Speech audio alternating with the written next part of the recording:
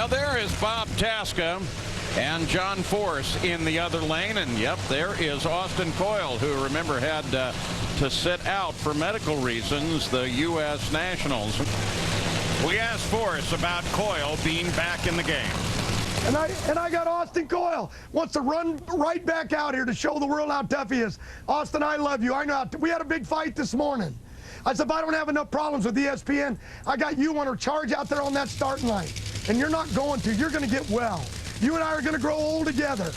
And we're going to sit and drink, you know, whatever, Powerade milk in our old age and watch these kids and watch that little girl you love, Ashley. He bawled his eyes out when Ashley won ended. And then he starts yelling at me, you don't tell me how to run my race car. I'll run my race car and I'll do what I want. And then he came back a little later and he said, you're right. He said, I'll be there to supervise. You make all the calls, Austin. Show that. No, let me tell you something. All I need is going to break my heart if he falls down on the start line in front of my car. And then somebody will sue me and say, look, he killed him off. He just had internal bleeding a week ago, and Ford throws him out in front of this 8,000, and you guys are tired of hearing it. How does your brain get from one point to another like that?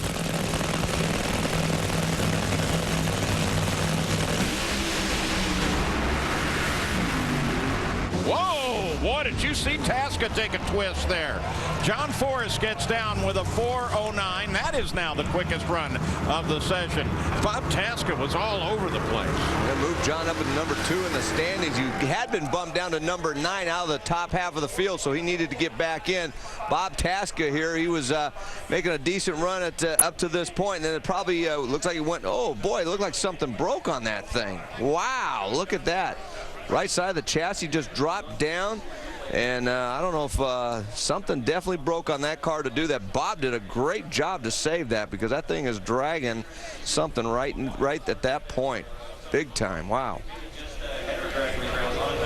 Well, so BobTasca with a very nifty. Well, look at the right rear wheel. I mean, something, you know, the wheel broke or the chassis broke or something. Oh, it looked like it might have broken axle or something.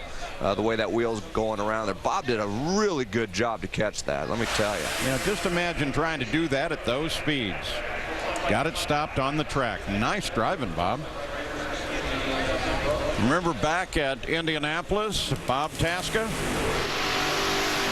Yeah, talk about some explosions we've been seeing. This was a qualifying session. He backfired that thing big time, split the body. They were able to repair it and get back.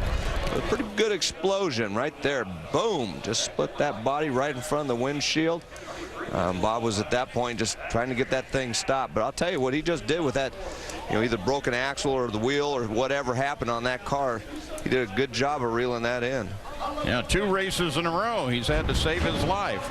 Dave Reef, he has Austin Coil. Austin, great to see you back at the racetrack. First and foremost, tell everybody how you're feeling these days. I feel great, man. I'm recovered and I'm good to go. And as far as they can tell, I'm going to live another 50 years. Now, that is certainly good news. As part of that, they wanted you to stay away from the stress of Indianapolis. Well, there was a little bit of stress between your driver and the guy that drives that car over your shoulder there. What was your take on all that?